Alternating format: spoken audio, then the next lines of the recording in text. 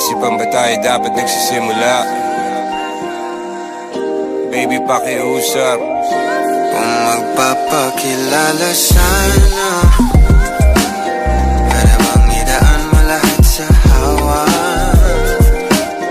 Naligaw lang sa dinami-dami ng mga pasikot-sikot sa iyong katawan. Sana lang ay magpadaan. Nabulag sa iyong mga kurbada, nabudol sa mga usapang walang kontrata. Harutan hanggang sa abutan ng umaga. Walang sagot sa katanungan, tayo nga ba aruy? Kung ayaw masaktan, wag nang umasa. Nagbabaka sakali na lang na tsumamba. Mga dasal sa may kapal, sana gumana. Kaso madalas tila ni Satanas sa magkakudyaba.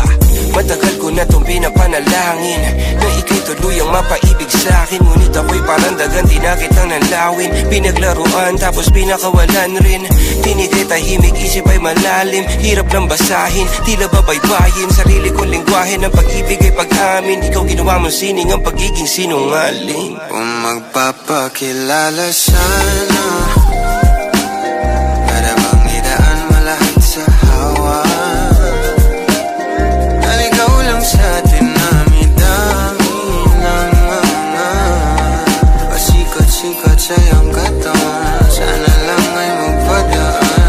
Ano ba talaga tayo?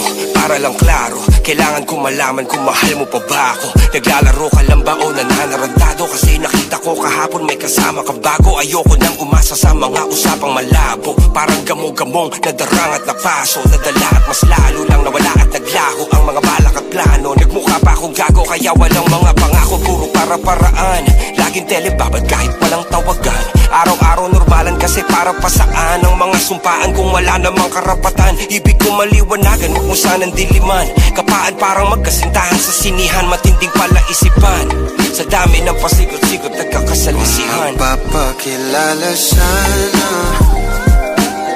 para bang idaan mo lahat sa hawa. Naligaw lang sa dinami-dami ng mga pasikot-sikot sa iyong katawan. Sana lang ay magpadaan. Oras at konting espasyo lang ang kailangan nating dalawa sa ngayon. Ngunit parang di naman to hadlang. Palapit na tayo sa kalagwagan. May dalawang magkasintahan sa taas ng bundok. Nagkasundong tapusin ang buhay nilang malungkot. Hindi na masaya sa kama, hanap na ituldok. Usapan ay sabay silang tatalon sa tuktok. Sabi niya, magtiwala ka lang sa akin, mahal ko. Talon tayo ng sabay, pagbilang ko ng 3. Kaso lang, ang problema, pagkatapos niyang bumilang, siya lang ang tumalon. Si babae nagpaiwan, habang nakatingin sa kanya nakangiti lang. Ngunit biglang nagulat ang babae nang nakitang nakangiti din si lalaki habang pababa siya. Sabay biglang bukanan ng buhalang para kaida. Ngayon sino mas taksil sa dalawa?